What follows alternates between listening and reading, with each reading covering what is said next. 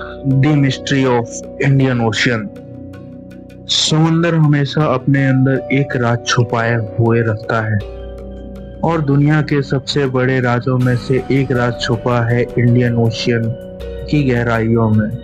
आज हम एक ऐसी कहानी लेकर आए हैं जो अपने सस्पेंस, थ्रिलर और डर दोनों को जगाती है।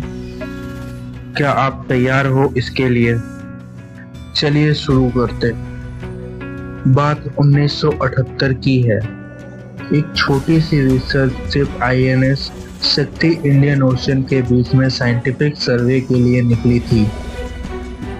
क्रू के मेंबर में हाईली ट्रेंड साइंटिस्ट थे, लेकिन 6 दिन बाद वो शिप बिना क्रू के एक रैंडम आइलैंड के पास मिली। सभी इंस्ट्रूमेंट चल रहे थे, किचन में खाना गर्म था, लेकिन एक भी क्रू मेंबर शिप पर नहीं था। इन्वेस्टिगेशन हुई, लेकिन किसी को समझ नहीं आया कि 40 लोग एक साथ कहां गायब हो गए। लेकिन सस्पेंस यहीं खत्म नहीं होता। इंडियन ओशियन के कुछ हिस्सों में लोगों ने अजीब आवाजें रिकॉर्ड की हैं। पानी के नीचे से आने वाली एक हमिंग साउंड जो किसी भी नेचुरल सोर्स से एक्सप्लेन नहीं होती।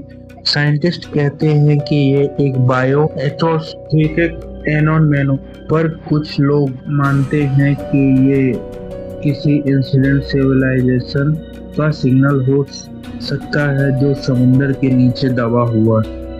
फिर एक और इंसिडेंट 2004 के सुनामी के बाद हुआ। रिलीफ टीम ने अंडमान के पास एक छोटे से आइलैंड के करीब एक ग्लोइंग ऑब्जेक्टिव देखा। जब टीम उसके पास गई तो वो ऑब्जेक्टिव सडनली समुंदर में डूब गया और उसके बाद वहां के फिशमैन कहते हैं कि रात को समुंदर के बीच में एक अजीब रोशनी चमकती है, जैसे ये कोई अंडरसी सिटी हो।